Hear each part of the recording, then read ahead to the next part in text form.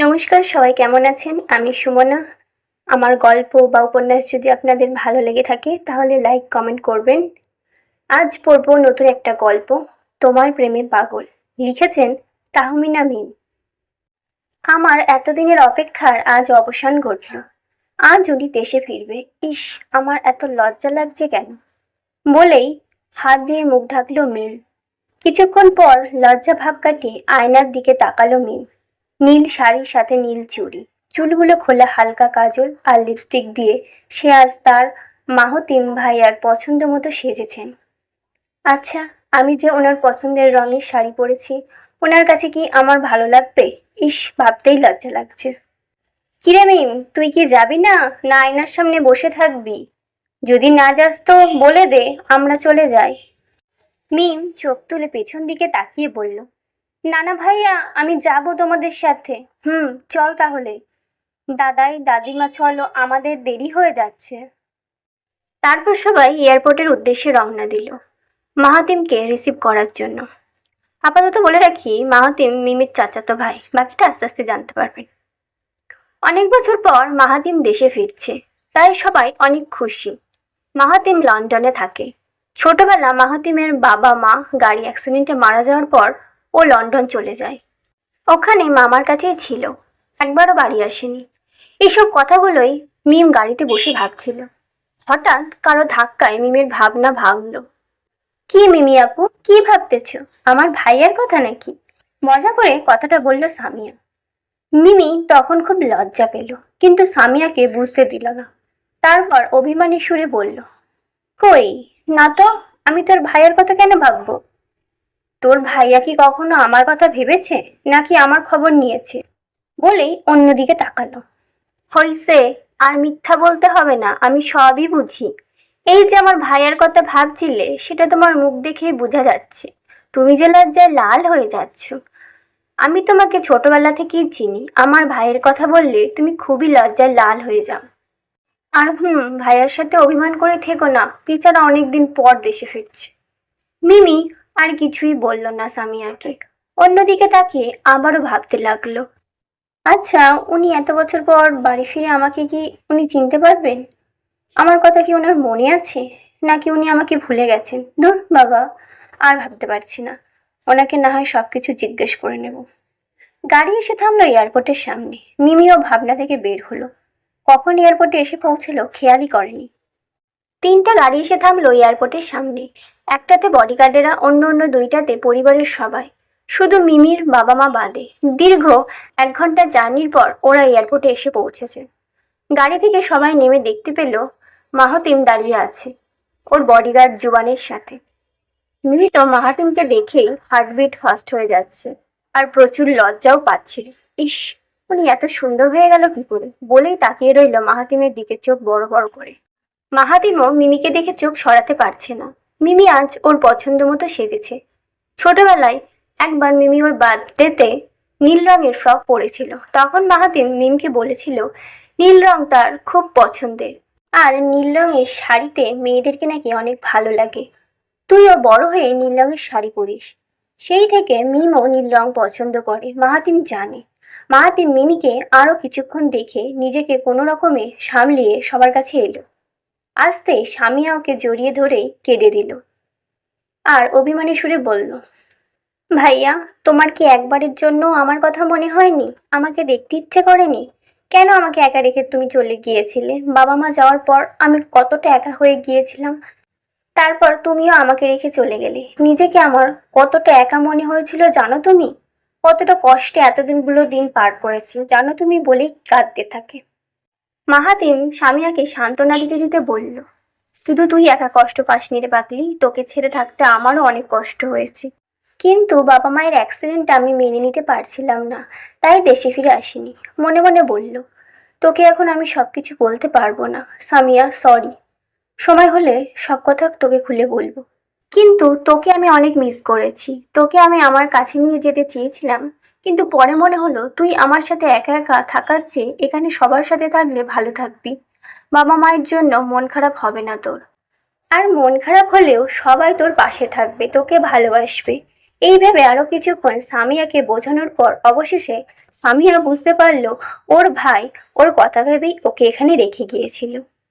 তারপর মাহাতিম ওর দাদাই দাদিমাকে সালাম করলো। দাদিমা ওকে দেখে জড়িয়ে ধরলে ইমোশন হয়ে কেঁদেই দিল। তিনি অভিমান করে বললেন, আমাদের কথা কি তোর একবারও মনে পড়তো? আমরা কি তোর এতটাই পর ছিলাম? বলেই কাঁদতে থাকে। মাহাতিম ওর দাদিমাকে সান্ত্বনা দিতে দিতে বলল, দাদিমা, এবার তো আমি তোমাদের কাছে চলে এসেছি, আর অভিমান করো না প্লিজ। তারপর ওর দাদিমা মিসেস রেহানা চৌধুরী বলেন, আর কিন্তু আমি তোকে কোথাও যেতে দেব না, একেবারের জন্য রেখে দেব। মাহাতিম বলল, ঠিক আছে, রেখে দিও, এরপর শান্ত হও। তারপর মিসেস রেহানা চৌধুরী শান্ত হলেন। আমাকে মনে হয় কারোর চোখে পড়ে না। পড়বে কি করে? আমি তো আর কারো কিছু হই না। আরিয়ান কথাটি অভিমানী সুরে বলল। মাহাতিম আরিয়ানের পিঠে মেরে বলল, আরে শালা, তুই তো সবার মতো আমার সাথে অভিমান করছিস। আমাকে আর কয়জনের অভিমান ভাঙাতে হবে বলো তো? তোরা সবাই এইভাবে অভিমান করে বসে থাকলে আমি কিন্তু এবার চলে যাব। বলেই পিছনে হাঁটা শুরু করতেই আরিয়ান বলে ওঠে, হইছে, আপনাকে আর কোথাও যেতে হবে না, বাড়িতে চলেন, আমাদের সাথে থাকতেই হবে। মিমিয়া তখন সবকিছু দাঁড়িয়ে দাঁড়িয়ে দেখছিল। ভেবেছিল মাহাতিম মনে হয় এবার কাছে এসে তাকে জড়িয়ে ধরবে, কিন্তু মাহাতিম ওকে কোনো কিছুই বলল না, আর ওর দিকে তাকালোও না। এতে মিমি অনেক বেশি কষ্ট পেল, আরো বেশি অভিমান করলো মাহাতিমের সাথে। কেন ওর মাহাতিম ভাইয়া ওর সাথে কথা বলল না? কেন ওর দিকে তাকালো না? এই সব ভেবেই ওর কান্না চলে আসে। কিন্তু সবার সামনে ও কাঁদলো না, শুধু লুকিয়ে লুকিয়ে চোখ মুছল। কিরে মাহাতিম, তুই কি আমার মিমি দিদি ভাইয়ের সাথে কথা বলবি না? এত বছর ধরে মেয়েটা তোর জন্য অপেক্ষা করতেছে, আর তুই কি না ওর সাথে কথাই বললি না? রেহানা চৌধুরী কথাটি বলল। আরে দিদিমা, তোমার দিদি ভাইয়ের সাথে কথা বললে কি, আর না বললেই বাকি। আর তোমার দিদি ভাইকে কে বলেছে এত অপেক্ষা করার জন্য? বিয়ে একটা করে নিলেই তো পারতেন তিনি।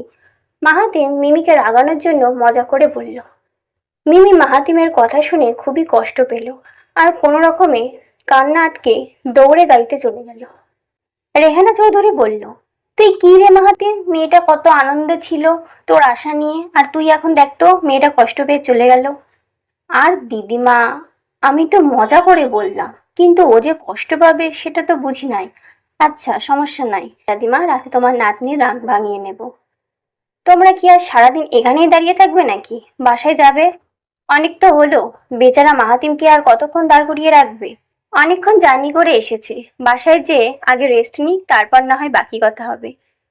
তারপর সবাই গাড়িতে গিয়ে বসলো। মাহাতিম, সামিয়া আর জুবান এক গাড়িতে, বাকি সবাই অন্য গাড়িতে। অবশ্যই সামিয়া মিমিকে অনেক জোরাজোরি করছিল ওদের গাড়িতে যেতে, কিন্তু মিমি অভিমান করে আর যায়নি ওদের সাথে। ও দাদা দাদির গাড়িতেই পড়ে চলে গেছে। গাড়িতে বসে সামিয়া মাহাতিমকে বলল, ভাইয়া, তোমার কিন্তু মিমিকে কষ্ট দেওয়া একদম উচিত হয়নি। তুমি জানো বেচারি মিমি কতটা খুশি ছিল আসার কথা শুনে।